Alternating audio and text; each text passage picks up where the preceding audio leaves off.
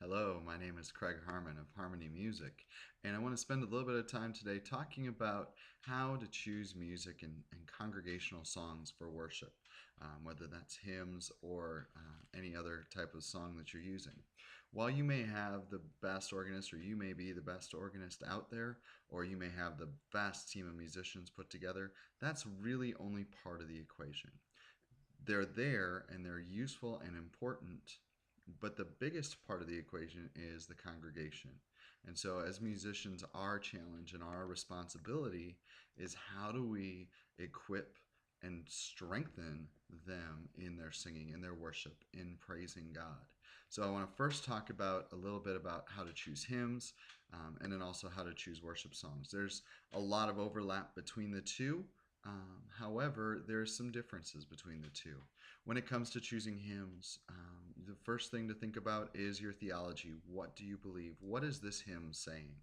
Now, most hymns that are around that have stood the test of time for 100, 200, 300 years, even longer, those texts have a richness and a vastness of theology, of belief in them. And one of the things that can be a great thing to expound on in four, five, six, or even more verses is that theology. And that is one of the things that many people will say gives hymns a more of a value. You can take that as you will. But you have to think about what it is that you believe and what that hymn is saying, because there are some hymns out there that don't always say things that are important.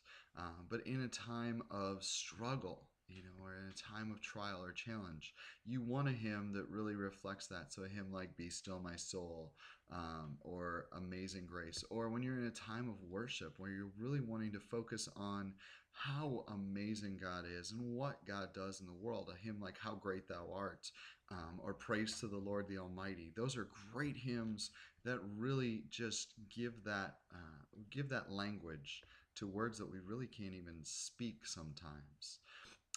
The next thing is to think about the melody. Again, with hymns that have stood the test of time, those are going to be very well known. Like the ones I mentioned, "Be Still My Soul," "How Great Thou Art," "Praise to the Lord the Almighty," "Holy, Holy, Holy." I could keep going on and on. Those are ones that are known. But when you're looking at introducing something that's new, you want to think about that melody. Is it something that you're going to be able to pick up within one or two times of listening? Because when you're thinking about a hymn, most of the time there's three or four or more verses. And so we have that opportunity to have that repetitiveness to really give that opportunity to learn. So if it's something that has that singable, easy to pick up melody, that's a great thing to use. Finally, the third thing is to think about the key that you're going to sing it in. In many cases, congregations, and this goes across the board, most congregations you don't want to go up above a high D, maybe once in a while up to a high E, because for most people in the congregation who aren't trained musicians, that's really about the height that they can go to when you're thinking about range. On the lower end of the range, though, you can definitely push that down a little bit. Whether you're singing a B, A, even sometimes a G.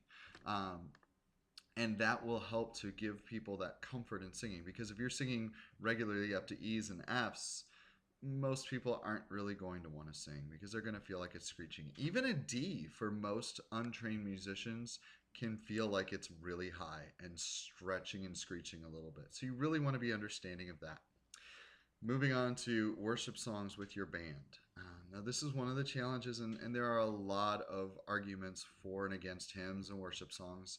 I fall under the category of all music can be used to worship God. All songs can be used to worship God. But again, there's things to think about. Same thing with the hymns. You want to think about the theology of what the songs are saying. Now, most of the newer songs today consist of pretty much a verse, maybe two or three verses at most, probably two verses, and then a chorus and a bridge. So you're really somewhat limited structurally in what you can say.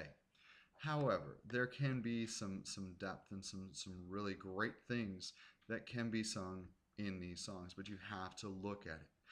You have to figure out, is this appropriate for our worship service? Is this something that really fits in what we're doing?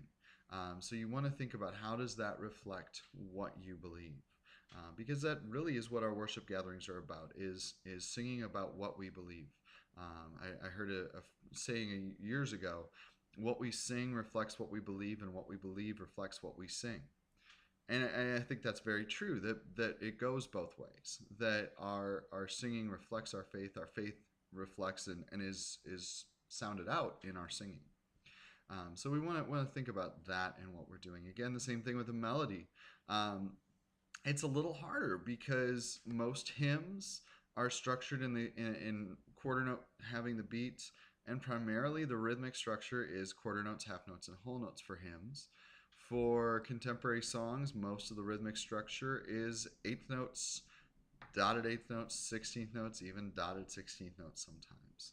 And that's not a bad thing, but it takes more musical knowledge. And one of the challenges that we face with more worship songs is you don't have the music in front of you to follow.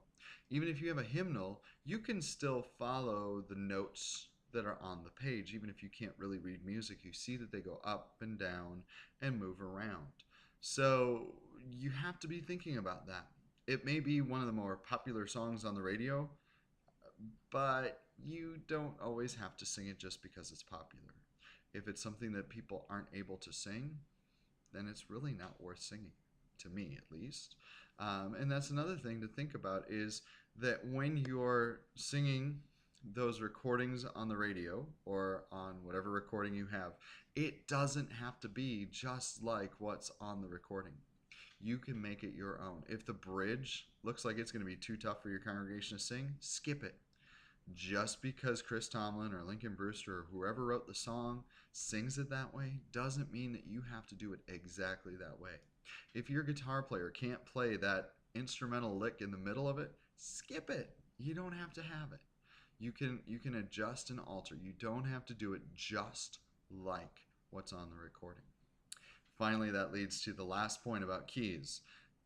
This is probably the biggest challenge with singing worship songs. If you listen to a Chris Tomlin song, or really any song, but I'll use Chris Tomlin as an example. Most of his songs have a range of probably at least an octave and a half, which is really, really difficult for most people in the congregation to sing. For Chris Tomlin, he has a great range. He is primarily a tenor voice, which means that his range for his songs that are recorded are going to be higher, which is great for females because it puts that sort of in the lower range of their voice. But for us men to sing, it ain't gonna happen. Most of us, we like to sing lower.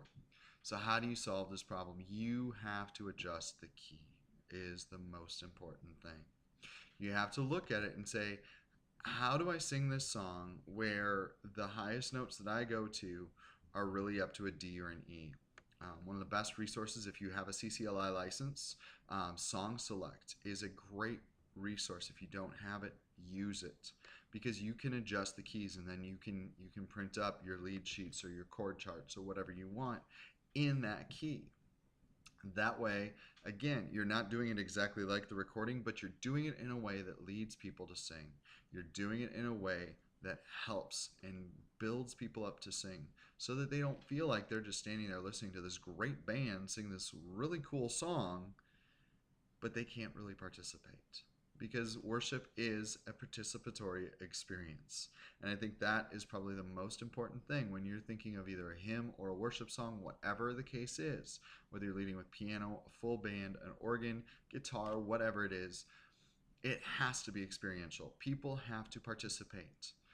If they don't, then they're not really going to feel like they've worshiped. So it really is that important thing for them to do, is to experience and participate. So I hope these have been helpful hints for you, helpful tools. Maybe they're things you've already known, maybe they're new, but I would really appreciate it if you come back and take a look at other videos that I have up. Keep looking at the website for more resources and ideas, and I look forward to having a dialogue. So if you have any questions, click on the Contact Us button and send me an email. Thank you.